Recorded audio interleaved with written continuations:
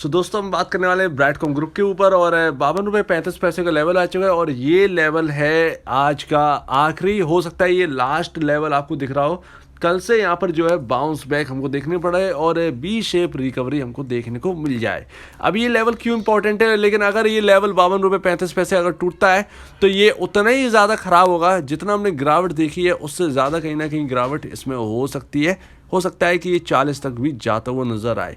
तो अब हम देखते हैं कि क्या है प्रॉब्लम जिसकी वजह से ये गिर भी रहा है और चार्ट पर एक्चुअली है क्या कि ये 52 रुपये का लेवल इतना इंपॉर्टेंट है। अगर आप देखें तो 43 लाख शेयर्स में आज काम हो चुका है और 43 लाख शेयर्स में 33 लाख शेयर्स जो है वो कि डिलीवरेबल क्वांटिटी में जा चुके हैं। 78.96% शेयर्स जो है वो डिलीवरेबल क्वांटिटी में जा चुके हैं।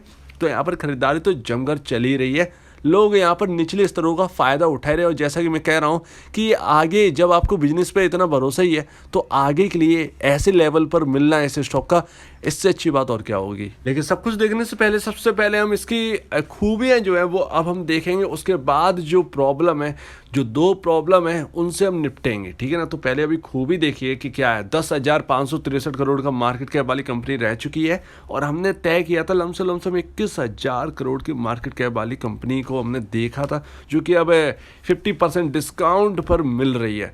तो अब इससे अच्छी बात और क्या होगी, जो कि मैं दोबारा दोहरा रहा हूँ। और गिरावट में जो है वो ऐसे बिजनेस वाली कंपनीज को जो है स्टॉक्स को ध्यान रखना है। मार्केट का मूड माहौल बिगड़ा है, अभी हम इसके ऊपर डिटेल में बात करेंगे। अगर आप देखें तो ईपीएस देखिए 4.52 का है, पी रेशियो देखिए 11.58 का ही रह चुका है और हमने कभी 1 का पी रेशियो देखा था और अब 11.58 और हम देख चुके हैं लमसम 33 का पी रेशियो। तो 33 भी हम देख चुके हैं, 1 भी देख चुके हैं, 11.58 अब हमको देखने को मिल ही रहा है। पी रेशियो अगर हम देखेंगे, माफ़ कीजिए, इंडस्ट्री भी देखें तो 29.03 है और अभी 27 रह गए। थोड़े से मार्केट में जो आईटी सेक्टर के जो शेयर्स हैं वो रिकवर करें, लेकिन आईटी सेक्टर में अभी भरोसा नहीं है, अभी डाउट है, बहुत ज़्यादा डाउट है। सो नाउ देखिए, अब फंडामेंटली जो है वो स्टॉक बहुत अच्छा है। टेक्निकली जो स्टॉक है वो कहीं ना कहीं अब कल से सुधरना स्टार्ट कर सकता है, क्योंकि जो गिरावट थी वो पूरी गिरावट हो चुकी है।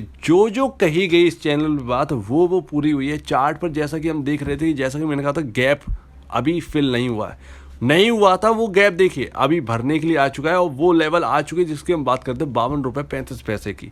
अब देखते हैं कि यहाँ पर क्या होना। तो फंडामेंटल बहुत बढ़िया। टेक्निकली अब यहाँ पर जो है न्यूट्रल, अब हम कह सकते हैं कि हाँ न्यूट्रल हो चुका है। अब पहली प्रॉब्लम की बात करते हैं, जो कि मैंने बहुत पहले बताया था। जॉब डेटा बहुत स्ट्रॉन्ग है। आईटी सेक्टर में वहाँ एकदम गिरावट देखने को मिली जॉब डेटा स्ट्रॉन्ग की वजह से, क्योंकि इन्फ्लेशन का जो डेटा है वो काफ़ी ज़्यादा स्ट्रॉन्ग है और इन्फ्लेशन जानते ही हैं कि कितनी दिक्कतें पैदा कर रहा है।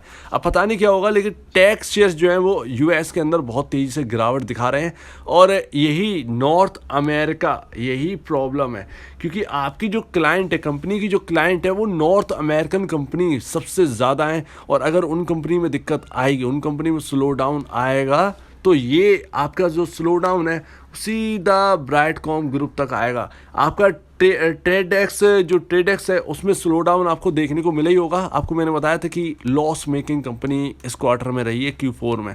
तो लॉस वाली कंपनी, ये अच्छी बात है कि ब्राइटकॉम ग्रुप प्रॉफिटेबल वाली रही थी। और यहाँ पर नॉर्थ अमेरिका से दिक्कत अगर आएगी तो ये शेयर पर इम्पैक्ट दिखेगा। इसका मतलब ये नहीं कि शेयर जीरो हो जाएगा, नहीं, लेकिन यहाँ पर गिरावट हमको देखने को मिलेगी। दूसरी बात, अगर यहाँ पर सब कुछ ठीक होता है, ध्यान रखिएगा, जो इन्फ्लेशन का जो डेटा है वो अगर अच्छा आया, फ्राइडे को दिन यूएस का इन्फ्लेशन का डेटा आने वाला है, अगर ये अच्छा आया तो यहाँ पर जो है मार्केट बाउंस करेंगे, बहुत अच्छे से रिजॉइस करेंगे। तो यहाँ पर आपकी जो स्थिति है वो नॉर्थ अमेरिका की कंपनीज़ की वो सुधरती हुई नज़र आएगी और हो सकता है कि यही इम्पैक्ट जो है बीसीजी में देखने को मिले। और यहाँ पर जैसा कि मैं हमेशा कहता हूँ, बिजनेस पर फोकस करिए। स्टॉक को ऊपर नीचे होने से कोई नहीं रोक सकता, बिजनेस पर फोकस करिए, लॉन्ग टर्म में बिजनेस ही काम आता है। दूसरी जो प्रॉब्लम है, सेकंड जो प्रॉब्लम है वो है इसका Q4 रिजल्ट। अगर आपको पता नहीं है तो जैसा कि कंपनी ने आउटलुक पहले दिया था कि इस तरीके के Q4 में स्लो डाउन उनको देखने को मिलेगा, सेम टू सेम वैसा ही होता हुआ नजर आया। Q4 में स्लो डाउन आया तो ये सारी चीज़ें जो है वो पहले से ही कैलकुलेटेड थी। अगर किसी को ये बात समझ नहीं आती है तो फिर बेकार ही है, क्योंकि जब सारी चीज़ें कैलकुलेट है तो इसमें कोई डरने की बात ही नहीं होनी चाहिए।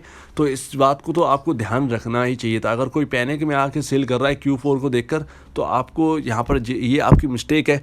Q4 का कमज़ोर आना पहले से ही तय था, कंपनी ने बता दिया था, पहले से ही नंबर डेटा दे चुके थे।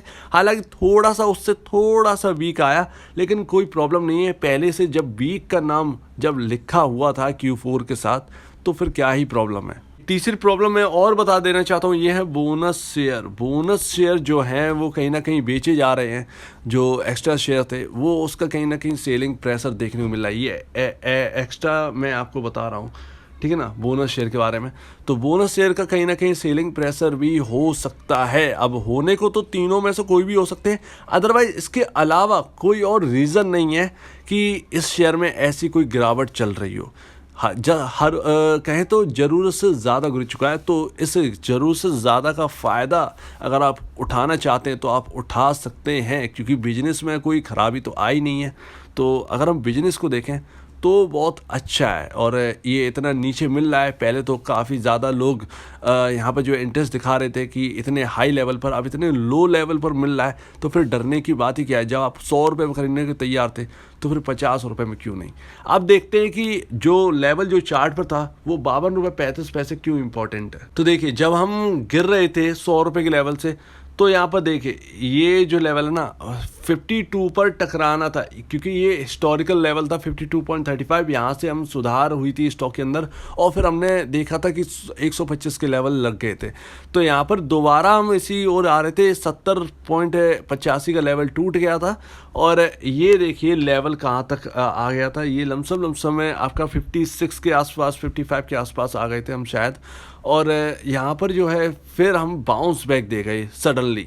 तो ये बाउंस जो आपकी गिरावट पूरी हुई नहीं और बाउंस दे गए, ये थोड़ा सा डेंजरस था और उसका खामियाजा हमको देखने को मिल रहा है। स्टॉक ऊपर गया, वापस 70.85 से टकराया और जैसा कि मैंने कहा था 70.85 एक रेजिस्टेंस लेवल है, सेम टू सेम उसी लेवल से डाउन कर गया और ये स्टॉक अब आ चुका है अपना गैप फिल करने, जो कि है 52.35 रुपये पर। अब देखना ये है कि 52.35 से कल क्या ये सुधरता है, क्योंकि गिरावट जो है कहीं ना कहीं पूरी हो चुकी है। अगर 52.35 के नीचे बंद होता है तो ये एक अच्छी बात नहीं है, ये फिर और स्लो होने का चांसेस दिखाता है और थोड़ी सी पैनिक होने का चांस दिखाता है। हो सकता है कि उससे पैनिक में 40 रुपीज़ के लेवल जो है वो कहीं ना कहीं आते हुए दिखाई दे, या 40 रुपये तक नीचे जा सकता है। बीच में कहीं ना कहीं ये बाउंस देने की कोशिश करेगा, क्योंकि टेक्निकल जो है वो ये कह रहा है कि बाउंस बैक तो आना तय है। RSI बहुत ज़्यादा ओवरसोल्ड जोन में है और देखते हैं कि ये 40 रुपये या जो अब तक का जो अभी करंट प्राइस है, आप कह सकते हैं कि 45 तक कहीं ना कहीं यहाँ पर जो है एक बॉटम बन जाना चाहिए। तो देखते हैं, कल का दिन बहुत ही इंपॉर्टेंट होगा। कल के दिन जो है वो नज़र रखनी पड़ेगी और ये लेवल जो है वो बहुत ही इंपॉर्टेंट है जिस वक्त हमने जो क्लोजिंग दी है। तो देखते रहिए, कल का दिन हम देखते हैं, कल हम रिव्यू दोबारा करेंगे। तो अगर आपको इस वीडियो में कोई प्रॉब्लम, कुछ पूछना है, कुछ बताना, कुछ कहना है तो प्लीज़ कमेंट सेक्शन में कहिएगा। और अब दीजिए मुझे वीडियो देखने के लिए बहुत बहुत धन्यवाद दोस्तों।